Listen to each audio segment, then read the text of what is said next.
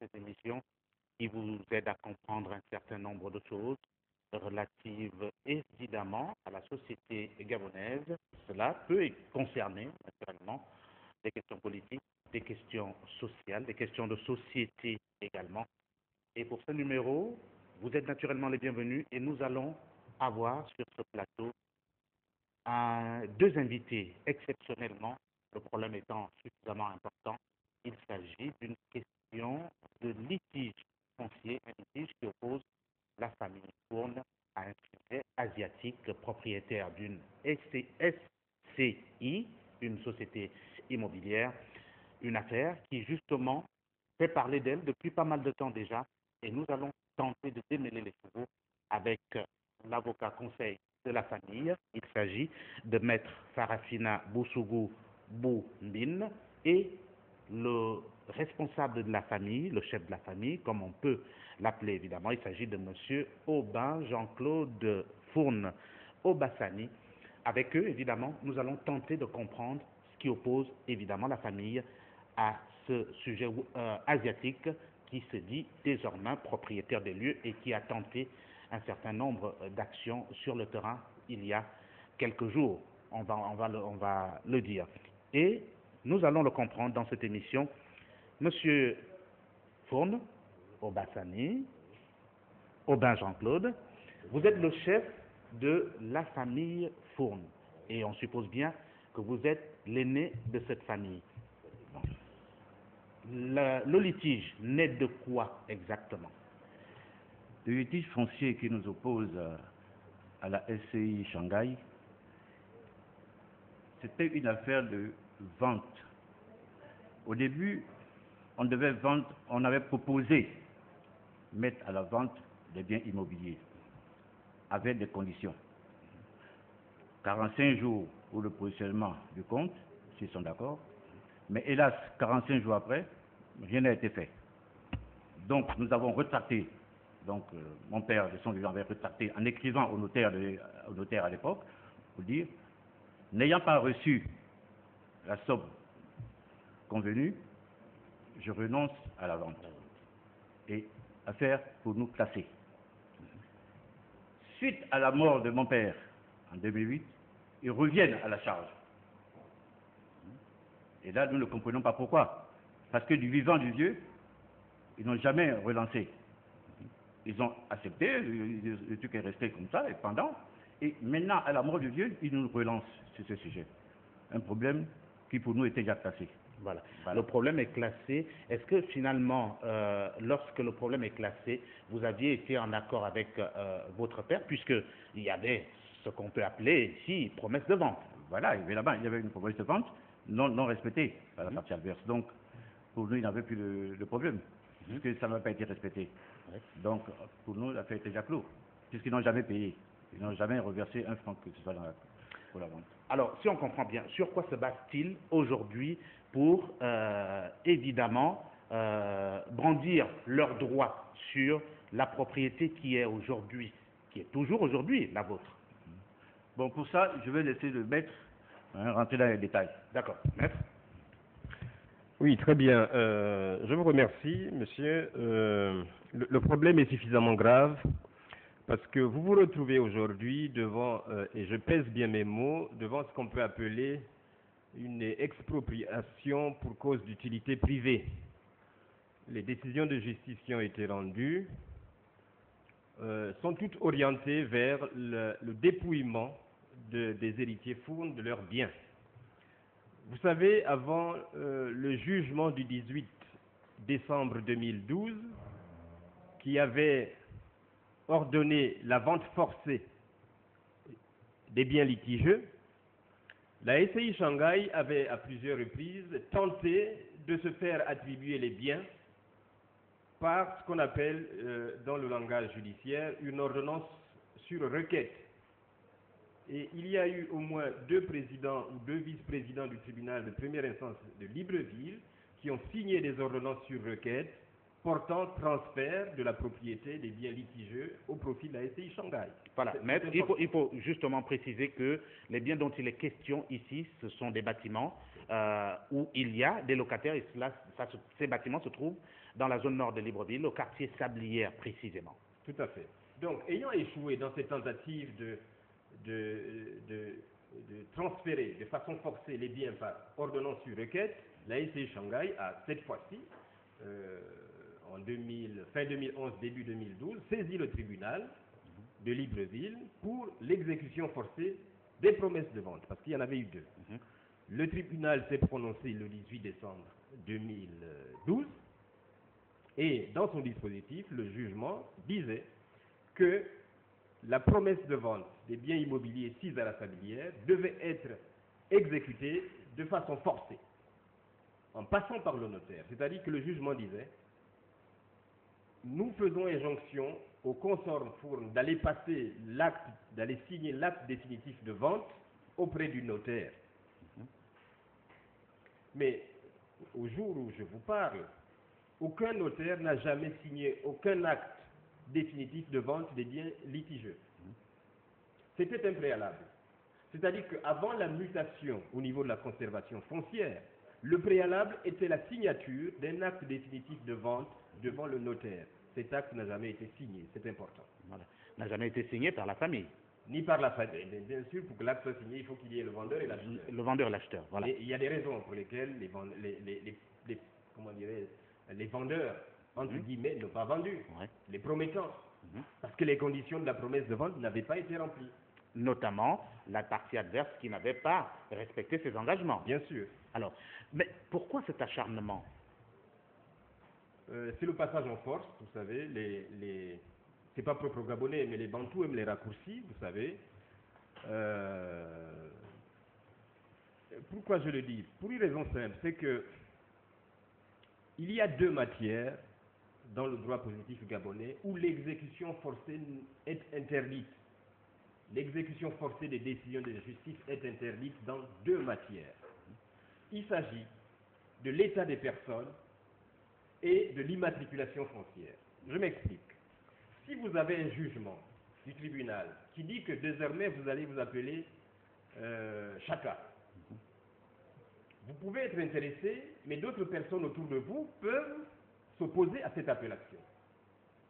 Et donc, l'officier d'état civil ne peut pas, sur la base de ce jugement, mentionner sur les registres d'état civil que désormais vous appelez Chaka, parce que le nom fait partie de l'état des personnes. Et justement, le législateur a prévu que, s'agissant de l'état des personnes et de l'immatriculation foncière, on ne peut pas exécuter de façon forcée les jugements. Il faut attendre que tous les recours soient épuisés. Et dans le cas qui nous concerne, lorsque un arrêt de cour d'appel ou bien un jugement du tribunal rendu en premier et dernier ressort a statué, lorsqu'il y a un pourvoi en cassation, le pourvoi produit un effet suspensif. Ce sont les 2 seules occurrences où le pourvoi en cassation produit l'effet suspensif de l'exécution de la décision qui en fait l'objet. Dans le cas de figure,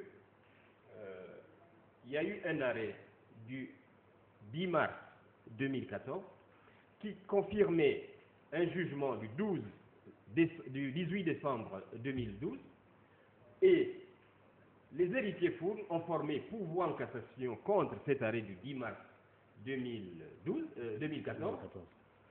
En principe, le code de procédure civile est clair, c'est l'article 549. Le pourvoi en cassation suspend l'exécution de l'arrêt qui en fait l'objet lorsque cet arrêt s'est prononcé en matière d'immatriculation foncière ou d'état des personnes. On aurait pu s'arrêter là. Mais c'est pour ça que je parle de raccourci, de l'argument d'autorité et non pas de l'autorité de l'argument juridique. La partie adverse, la SCI Shanghai et ses conseils ont estimé qu'ils pouvaient, en dépit du pourvoi en cassation, faire une descente musclée sur les lieux. Comme celle qui a eu lieu le vendredi. Le 4 février. Le 4 février, oui. Et il y a eu le vendredi 13 mars. 13 mars, effectivement.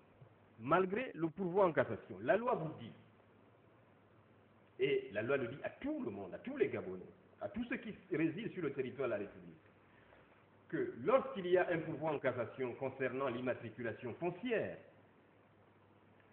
les décisions de justice ne peuvent pas être exécutées. La SCI Shanghai fait fi de ça, ça veut dire qu'elle ne respecte pas les lois du Gabon. C'est ce que ça veut dire, il n'y a pas une autre explication. Le conservateur de la propriété foncière fait fi de ce que la loi dit, puisque le conservateur vous dit, écoutez, moi je ne fais qu'exécuter les décisions de justice. Je vais bien, mais les soldats à la guerre ne sont pas autorisés à faire n'importe quoi. C'est la théorie des baïonnettes intelligentes. Bien sûr. Mais le conservateur vous dit, moi, je suis un agent de l'État, j'exécute les décisions de justice. Donc si une décision de justice lui dit d'attribuer toutes les propriétés recensées à l'immatriculation foncière à un seul Gabonais, il va le faire. Sans autre forme de procès. Sans autre forme de procès, puisqu'il respecte davantage les décisions de justice que la loi elle-même. Or, dans la hiérarchie des normes, la loi est quand même au-dessus de la décision de justice. Mais voilà, un conservateur qui vous dit, je n'ai que faire de l'article 549 du Code de procédure civile, ce qui m'importe, moi, conservateur, c'est l'application des décisions de justice. C'est pour ça que je vous dis que c'est une forme d'expropriation pour cause d'utilité privée.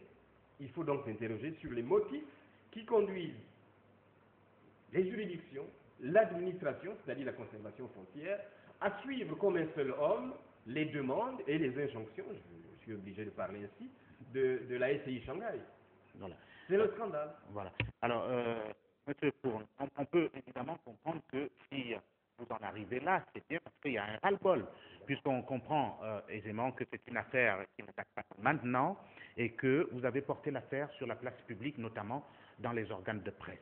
Alors, par rapport à cette situation, est-ce que ça dissuade quelque peu ceux qui aujourd'hui peuvent être considérés comme vos détracteurs? Certainement. Mais vraiment, le dossier même est maîtrisé par d'autres personnes. Donc le maître maîtrise mieux le dossier que moi. Voilà. C'est peut-être qu'il se prend la... D'accord. Maître? Bon, je ne pense pas que... Enfin, j'espère que la campagne médiatique menée par les héritiers Fourne va produire effet. Mais je sais très bien que la SCI Shanghai est déterminée, sans débourser le moindre sou, parce qu'il faudrait que les téléspectateurs le sachent. La SCI Shanghai n'a payé aucun franc à qui que ce soit, mais elle est déjà propriétaire d'un ensemble immobilier 6 à la Sablière.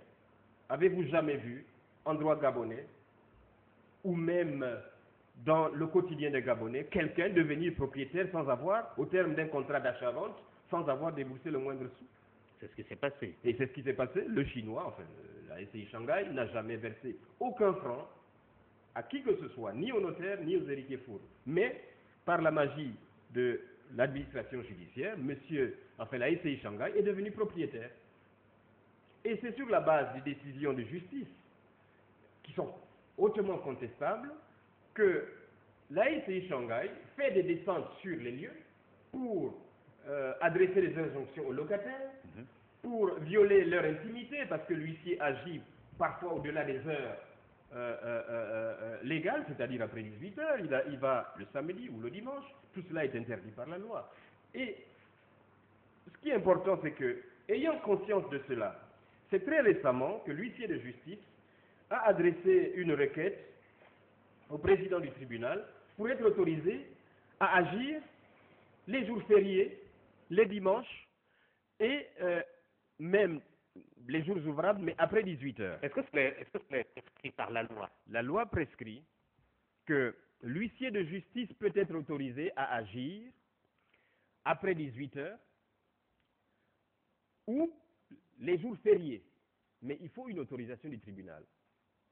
Et c'est ce qu'il a fait récemment. Maître, comment il s'appelle, Mouélé Pongui-Givert. Il l'a fait récemment, mais, et c'est là que le bas blesse, il l'a fait, c'est une ordonnance sur requête rendue par le vice-président du tribunal, le 24 février 2015. Alors, pour vous montrer que la SCI Shanghai et tous ceux qui sont à son service ne respectent pas la loi,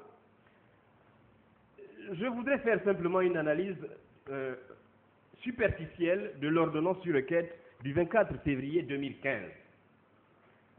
Alors, il est écrit ceci. Nous, Audrey Nitsa Bongo Ndimba-Balkiso, premier vice-président du tribunal de première instance de Libreville, vu la requête en date à Libreville du 16 février 2015, enregistrée au greffe civil le 18 février 2015, présentée par Maître Mouélé Pongui-Givert, huissier de justice près les juridictions de Libreville, agissant pour le compte de la SCI Shanghai. Mais depuis quand un huissier de justice agit devant les juridictions pour le compte des justiciables? C'est un monopole qui est réservé aux avocats. La représentation en justice, article 40 et suivant du Code de procédure civile, est le monopole des avocats.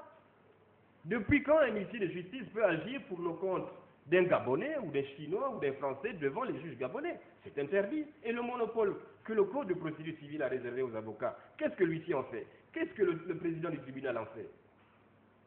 À la vérité, s'il vous plaît, l'huissier aurait dû demander à l'avocat de la SCI Shanghai de s'adresser au président du tribunal pour que ce dernier autorise l'huissier à agir les jours fériés. Mais vous voyez que quand je vous parle de raccourcis, que les Bantous affectionnent tant, voilà la preuve des raccourcis. Vous êtes bien sympathique en parlant de raccourcis. C'est une violation flagrante des dispositions légales. Mais bien entendu. Alors, vous soupçonnez qui est derrière cette affaire? Parce que c'est la finalement, SCI le, Shanghai, c'est finalement le cas de le dire. Oui, la SCI Shanghai est opposée à la famille Fourne. La SCI Shanghai demande à tel ou tel professionnel du droit de violer la loi, en commençant par l'huissier de justice. Parce que je suppose que l'huissier de justice connaît le code de procédure civile. Il ne peut pas aller devant une juridiction, agir pour le compte d'un justiciable. C'est interdit. Et quand il le fait, ça veut dire que, l'huissier ne respecte pas la loi. À la limite, on peut dire que la SCI Shanghai ne connaît pas la loi, mais encore nul n'est censé ignorer la loi. Mais si justement la SCI Shanghai s'entoure des conseils, des juristes, c'est pour que ces derniers l'aiguillonnent comme il le faut. Or, l'huissier de justice viole la loi. Là, cette ordonnance est une ordonnance qui a été prise en violation de la loi parce que les articles 40 et suivants du Code de procédure civile accordent un monopole aux avocats pour représenter les parties en litige devant les juridictions. Le président du tribunal aurait dû vérifier la qualité de celui qui le saisissait. Si c'était l'avocat de la SCI Shanghai qui l'avait saisi, oui, la loi, la procédure aurait été accordée avec ce que dit la loi. Mais un huissier de justice qui saisit les juridictions, cela ne s'est jamais vu. Et si ça s'est vu, à chaque fois, lorsque le président du tribunal ou la juridiction était vigilante, elle a déclaré la requête irrecevable. Et je voudrais, pour illustrer ce que je vous dis, je reviens de Port-Gentil, où j'ai obtenu du tribunal de Port-Gentil qu'il prononce l'irrecevabilité d'une requête présentée par un syndicat pour obtenir la liquidation d'une astreinte qu'un salarié avait obtenue contre son ex-employeur.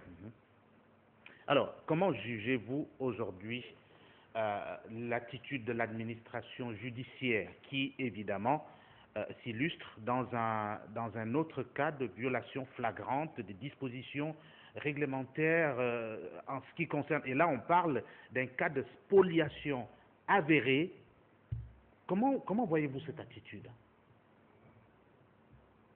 Je pense sincèrement que chacun devrait s'interroger dans l'espace et dans le temps et dans le rôle qui est le sien par rapport à la construction de notre pays, parce que, vous savez, je ne voudrais parler que de la profession d'avocat que j'exerce.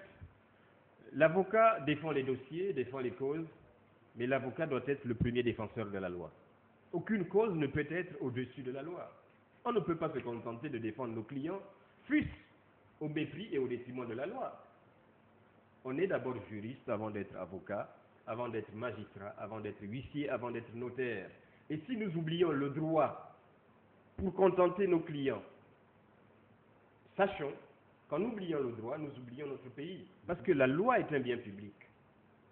Et il est inadmissible que tel ou tel professionnel, pour des motifs corporatistes ou parfois même pour son propre portefeuille, se plaise ou se complaise à ignorer la loi, à violer la loi. Si les avocats ne défendent pas le droit, si les huissiers ne défendent pas le droit, si les magistrats ne défendent pas le droit, qui va le défendre? Et voilà le cas de l'affaire Fournes-Shanghai est l'illustration parfaite de ce que, dans cette affaire, les professionnels du droit, qui sont d'abord des juristes, ils ont fait des études de droit, que les professionnels du droit ont tourné le dos à la loi, parce que je ne comprends pas, par exemple, que la Cour de cassation, le 10 décembre 2014, ait pu rejeter la demande de sursis à l'exécution de l'arrêt du 10 mars 2014. Ce qui était demandé à la Cour de cassation, c'était de constater, 1, que le Code de procédure civile, en son article 549, interdit l'exécution forcée des décisions relativement à la matière foncière. Le Code est clair. Et le Code n'a rien distingué. Là où la loi ne distingue, il ne faut point distinguer.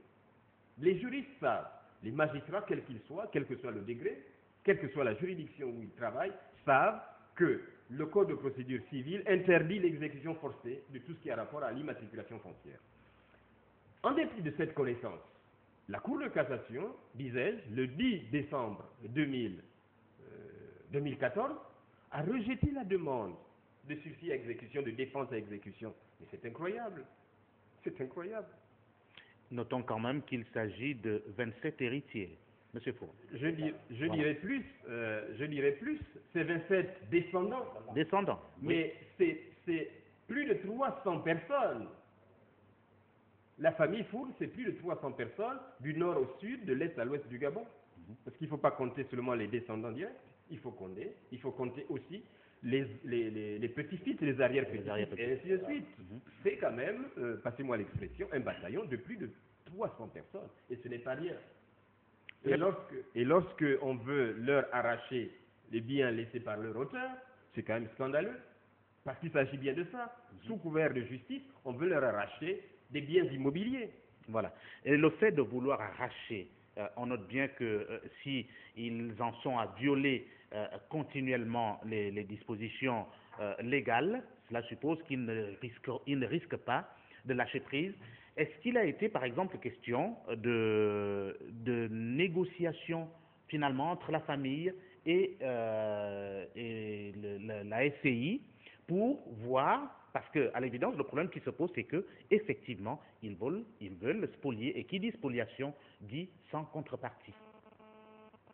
Mais, vous comprenez bien que nul ne peut être contraint à céder son bien sans contrepartie. Et c'est vrai que la spoliation, c'est un acte d'appauvrissement, ce serait un acte d'appauvrissement des héritiers Fournes et un acte d'enrichissement de la SCI Shanghai. Mais au nom de quoi plus de 300 personnes décideraient de se séparer de leur propriété au profit d'une SCI dirigée par un Chinois. Je veux bien, les actes de bienfaisance existent, la charité existe, mais les héritiers Fournes n'en sont pas pour l'instant à faire la charité au profit de quelque SCI que ce soit. Est-ce que la famille Fournes a estimé, au cas où il arriverait qu'il y ait des arrangements? On peut toujours supposer qu'il puisse y avoir des arrangements. Vous savez, ce bien peut être vendu comme n'importe quel autre bien. Si la SCI Shanghai veut véritablement, en raison de l'emplacement des immeubles, veut de ces biens-là, elle n'a qu'à se rapprocher des héritiers Fournes. Mais ce qui est réprouvé par les héritiers, c'est le passage en force. Comment peut-on devenir propriétaire d'un bien au titre d'un contrat de vente sans avoir versé le moindre franc? Voilà bientôt 10 ans. La SCI Shanghai vous dit qu'elle est propriétaire depuis le 21 avril 2008. Nous sommes en 2015.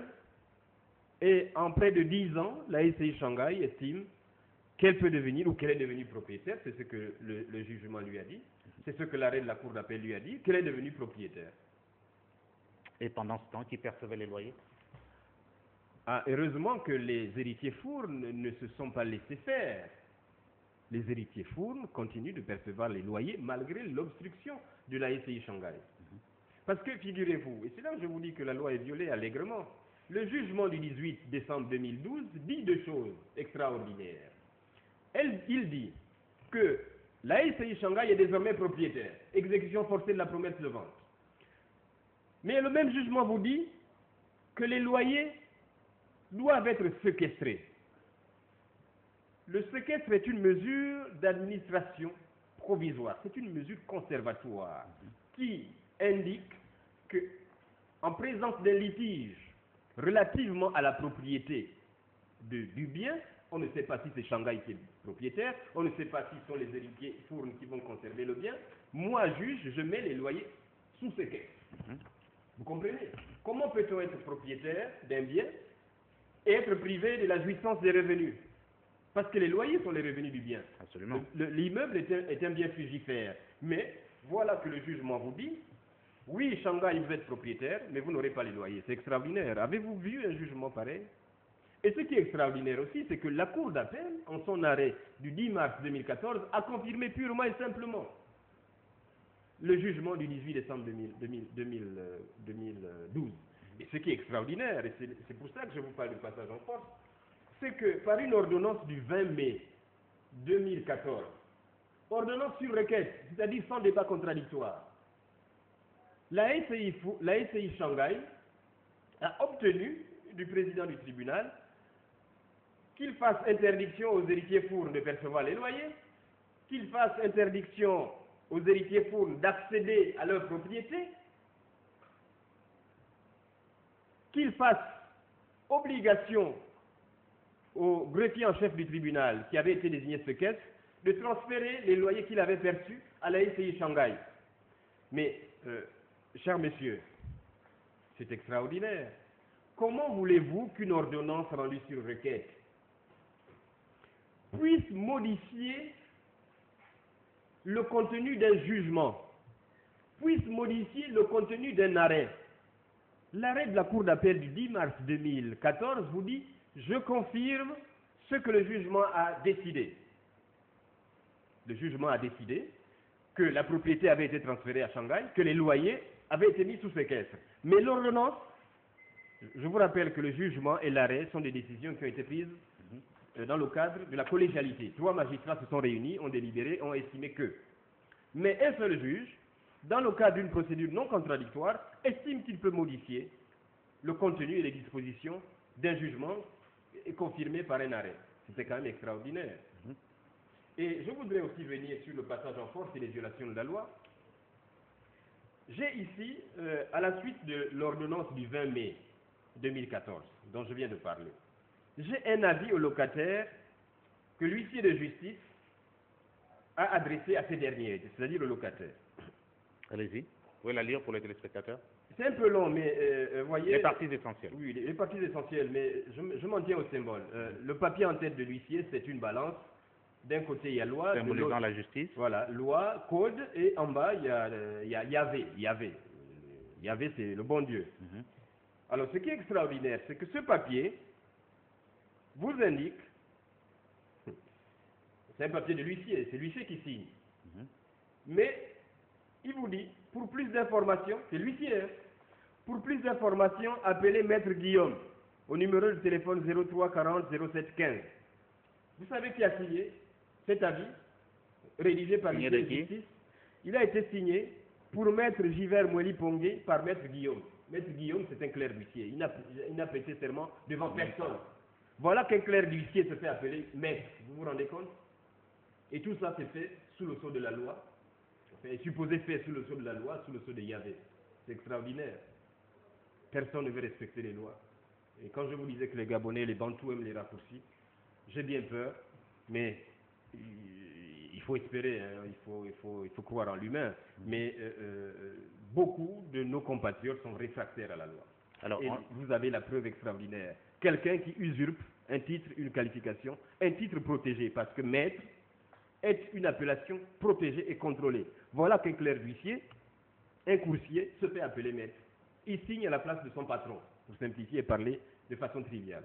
Voilà les violations de la loi. Voilà, les cas de violation de la loi dans les spoliations des biens privés, ce sont des cas assez flagrants que l'on rencontre dans ce pays, évidemment, et les plaintes sont évidemment nombreuses aussi lorsqu'il s'agit d'évoquer les disparités entretenues par l'administration judiciaire. Maître, où en êtes-vous concrètement? Au cas où, finalement, ils iraient ou ils persisteraient à violer la loi, quelles sont les chances des héritiers Fourne? D'abord, c'est le lieu de vous rappeler que l'huissier de justice, jusqu'à présent, agissait en vertu de l'ordonnance du 20 mai 2014. Cette ordonnance a été rétractée le 24 février 2015. Donc, il ne peut plus se fonder sur l'ordonnance qui lui disait « Toi, huissier de justice, va sur site, fais les sommations aux locataires, interdit aux héritiers Fourne d'accéder sur les lieux, ainsi de suite. » L'huissier ne peut plus se fonder sur cette ordonnance du 20 mai. Cette ordonnance a été rétractée le 24 février 2015. Donc c'est fini, il n'y a plus de base légale à son action. Et il ne peut pas se fonder sur l'arrêt de la Cour de cassation du 10 décembre 2014, qui a rejeté la demande de sursis à exécution, parce que même si cette juridiction a rejeté la demande de sursis à exécution, il n'en demeure pas moins que le Code de procédure civile n'a pas été abrogé, il n'en demeure pas moins que l'article 549 du Code de procédure civile interdit l'exécution forcée des décisions lorsque l'on se retrouve en présence de l'état des personnes et d'immatriculation foncière. Et je voudrais rappeler que l'immatriculation foncière, c'est le processus de création du titre foncier. Le titre foncier que détient évidemment la famille Fourne. Les titres fonciers sont au nom de la famille Fourne, mais le conservateur les a mutés au bénéfice de la SCI Shanghai.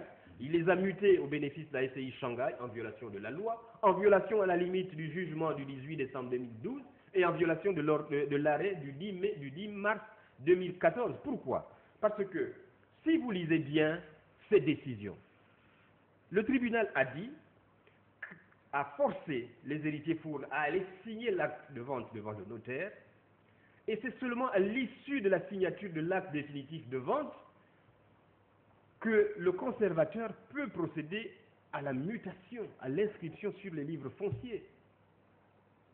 Voilà une condition du jugement qui n'a pas été satisfaite. Ça veut dire que la famille Fourne n'a pas signé. La famille Fourne n'a pas signé, Shanghai n'a pas signé. L'acte de vente n'a pas été signé. Le tribunal, sauf droit nouveau, le tribunal ne signe pas des contrats de vente. Le tribunal ordonne l'exécution forcée de la promesse de vente, de l'acte juridique, mais le tribunal ne signe pas des actes de vente. Mais voilà ce qui est extraordinaire. Bien complexe comme affaire. Nous sommes en matière immobilière. Tout ce qui a rapport à cette matière doit passer par le notaire. Surtout lorsque les biens immobiliers sont des biens qui font l'objet d'un titre. On ne peut pas muter un titre foncier si on n'est pas passé par un notaire. Et surtout au terme d'un acte de vente. C'est dangereux parce qu'il se trouve que même au quartier, on pourra désormais se passer du ministère du notaire pour demander, au bénéfice d'une décision de justice, pour demander au conservateur d'inscrire telle ou telle annotation sur les livres fonciers. C'est grave. C'est grave et on peut avoir peur.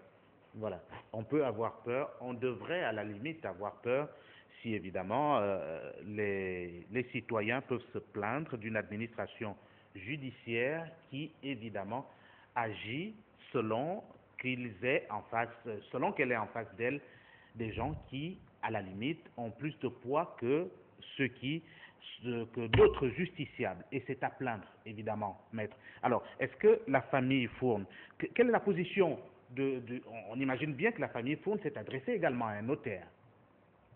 Pour l'instant, non. Pourquoi faire? Alors, qui gérait justement ces biens, bien avant qu'il n'y ait problème? Non. D'abord, les biens, il y a eu 2 promesses de vente, il faut le rappeler. Il y a eu 2, évidemment. La première est du 21 avril 2008, la seconde du 22 avril 2008. La promesse du 21 avril 2008 concerne la SCI Gimo, gérée par M. Fourne et la SCI Shanghai. La seconde promesse concerne M. Fourne, citoyen gabonais, qui avait un bien à vendre, à proposer à la vente. Et donc cette seconde promesse concerne M. Fourne et la SCI Shanghai. Alors figurez-vous que la SCI Shanghai n'a agité tous les cocotiers du Gabon que pour la première promesse. Or, les deux promesses étaient évaluées à 1,4 milliard.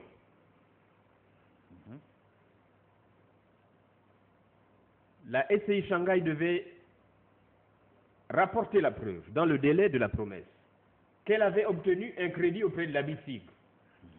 La SCI Shanghai devait rapporter la preuve qu'elle avait levé l'option d'acheter. Mais figurez-vous que ce soit la première ou la seconde promesse, la SCI Shanghai n'a pas rapporté la preuve d'avoir obtenu un crédit à la BICIG, n'a pas rapporté la preuve d'avoir levé l'option d'achat. Or, chers messieurs, dans le cadre des actes juridiques, dans le cadre de ce qu'on appelle les pré-contrats, il faut distinguer entre la promesse unilatérale et la promesse bilatérale. Une promesse bilatérale ne peut pas contenir une condition de levée d'option. La levée d'option, c'est un acte par lequel le bénéficiaire de la promesse dit et informe au promettant qu'il décide d'acheter.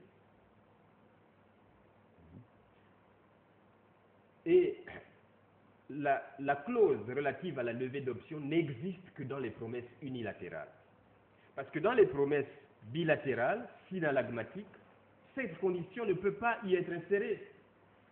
Et c'est seulement à propos de ce type de promesse synalagmatique que la loi dit l'accord des parties sur la chose et sur le prix vaut vente. L'accord sur la chose et sur le prix vaut vente. Et c'est la thèse défendue par la SCI Shanghai. Elle estime que la promesse de vente qui a été signée est synalagmatique. Mais si elle est synalagmatique, elle ne devrait pas contenir la clause, la stipulation relative à la levée d'option. C'est technique, oui, mais c'est aussi simple. C'est incompatible. Aucune promesse bilatérale synalagmatique ne peut contenir une stipulation relative à la levée d'option. Ce n'est pas possible en droit positif. Voilà. Et au Gabon, on ne va pas innover. Nous appliquons par succession le droit que nous avons hérité des anciens colons. C'est le Code civil. Le Code civil. Napoléon. Voilà, qui se rapproche au Code civil français, évidemment, puisqu'il s'agit de Napoléon. Alors, on imagine bien que c'est une affaire qui n'a pas encore livré tous ses secrets. On n'en est pas à l'épilogue, finalement. Non, l'épilogue sera la décision que la Cour de cassation rendra sur le pourvoi qui a été formé par les héritiers Fourne contre l'arrêt du 10 mars 2014. Et vous savez, la famille Fourne reste optimiste, ne serait-ce que pour un motif. Lequel?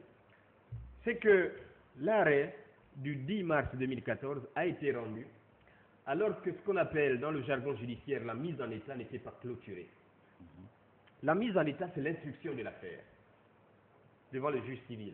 Dans le cadre d'une affaire pénale, on parle de l'instruction chez le juge d'instruction et parfois même de l'instruction à la barre devant les juridictions de jugement. Mais nous en étions seulement devant la cour d'appel à mettre en état le dossier, à l'instruire, que la cour d'autorité a décidé d'interrompre, sans l'avoir clôturé, d'interrompre la mise en état et de rendre une décision au fond. Je m'explique. Les héritiers Fourne avaient demandé l'intervention forcée de la BICIG pour qu'elle vienne dire à la cour si elle avait accordé un prêt à la SCI Shanghai. Et il y avait été demandé que la BICIG apporte les preuves de ce prêt. Ce qui n'a pas été fait. Qu'elle dise aux héritiers Fourne quelle était l'échéance du crédit accordé,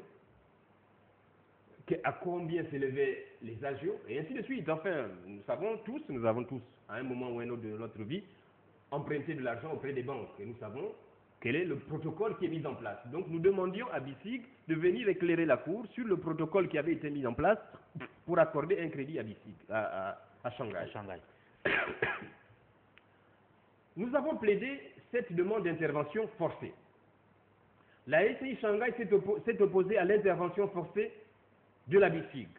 Et donc, la décision avait été mise en délibéré par la Cour pour qu'elle nous dise si elle accédait ou non à la demande d'intervention forcée.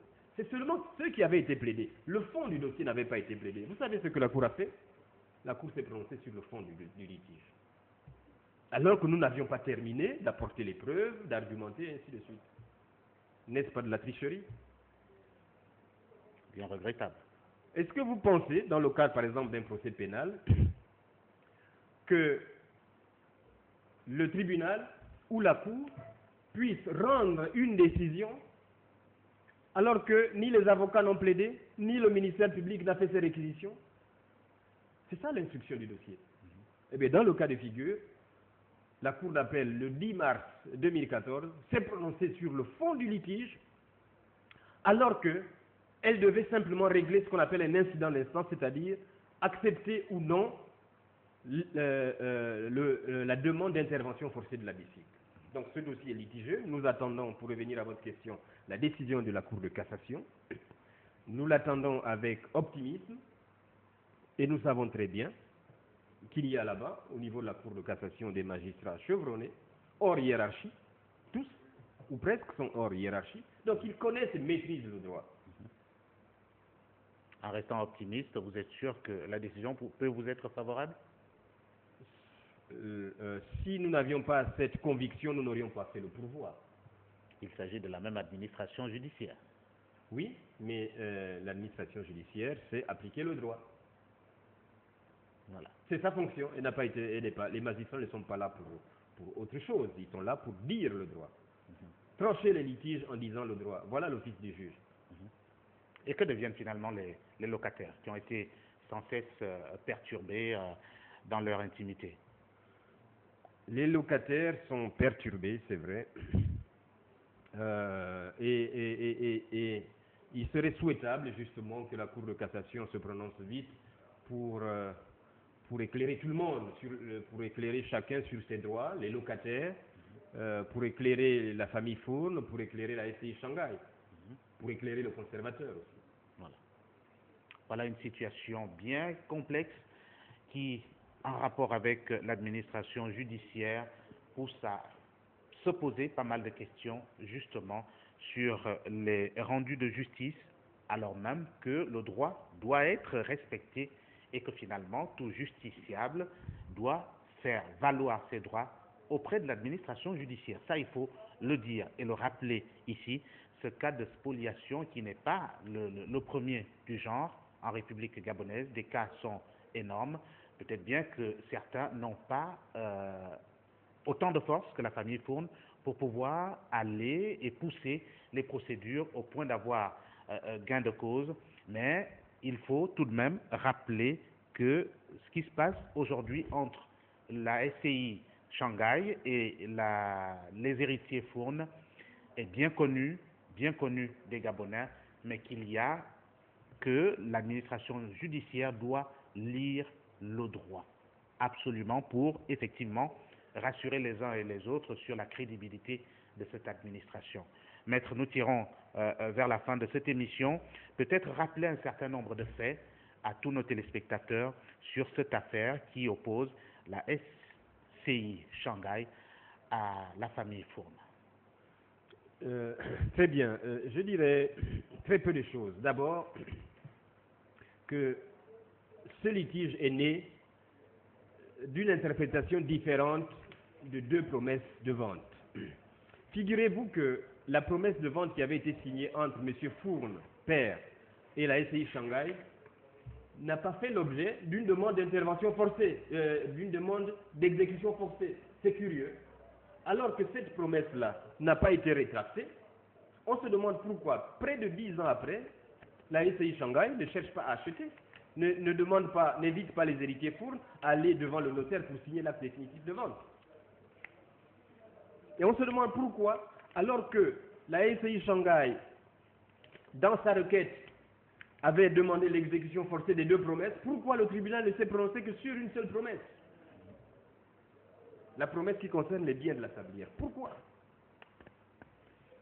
Et je voudrais vous rappeler ce que je vous ai dit à l'entame de cette interview, c'est que la volonté de la SCI Shanghai de devenir et de déposséder, de dépouiller les héritiers fournes de cette propriété-là, elle ne date pas d'aujourd'hui. La SCI Shanghai, aussi extraordinaire que cela puisse paraître, a obtenu des ordonnances sur requête dans le cadre des procédures unilatérales, pour ne pas dire unilatéralistes, pour obtenir la propriété de ces biens. Heureusement que ces ordonnances sur requête ont été à chaque fois rétractées. Après cela, vous avez eu le jugement du 18 décembre 2014 qui a indiqué les conditions de son application et de son applicabilité. À supposer que ce jugement fut hors de toute critique, mais le jugement a bien dit qu'il faut passer devant le notaire, signer l'acte définitif de vente et ensuite procéder à la mutation à la conservation foncière. Le conservateur a muté alors qu'il ne peut justifier d'aucun acte notarié.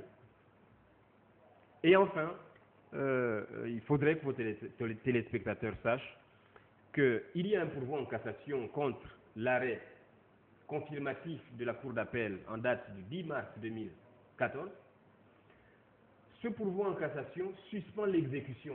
Cela signifie que la SCI Shanghai ne peut pas se prévaloir de cette décision pour aller expulser, pour aller perturber, embêter les locataires. La SCI Shanghai ne peut pas se prévaloir de cette décision pour demander qu'on lui verse les loyers. Non. Si l'exécution de la décision est suspendue, ça signifie que les héritiers fournes restent et demeurent propriétaires, qu'ils doivent normalement en toute tranquillité percevoir leur loyer. Certes, ils vont se prévaloir, la SCI Shanghai va se prévaloir de l'arrêt du 10 décembre 2014, mais oui, en face de cet arrêt du 10 décembre 2014, il y a la loi, il y a l'article 549 du Code de procédure civile qui nous dit à tous les Gabonais, tous, que l'on soit président de la République, que l'on soit magistrat, avocat, il nous dit à tous ce texte que l'exécution est suspendue en matière d'état des personnes et d'immatriculation foncière. Et quand on aime son pays, on s'incline devant la loi et on tire son chapeau. Je vous remercie. Nul n'est au-dessus de la loi, c'est ce qu'il faut évidemment retenir dans ce mot de la fin de maître Farafina Boussougou Boubine, conseil de la famille Fourne justement, qui est menacée de spoliation des biens légués par Fourne Père, une affaire qui date de pas mal d'années déjà et qui n'a pas encore trouvé son épilogue. L'espoir demeure qu'effectivement l'administration judiciaire joue son rôle, joue pleinement son rôle en lisant tout simplement le droit et que, évidemment, si arrangement il peut y avoir, que la SCI Shanghai se rapproche tout simplement de la famille Fourne et que les choses soient plutôt claires, plutôt que d'éviter, plutôt que de pousser à forcer et à obtenir un bien qui, à l'évidence, est un bien privé et un bien de la famille Fourne. Des questions de spoliation, on en parlera encore, mais il est surtout important que les téléspectateurs, que l'ensemble des citoyens sachent qu'effectivement, tout citoyen est préjudiciable et tout citoyen a des droits. Merci de nous avoir suivis.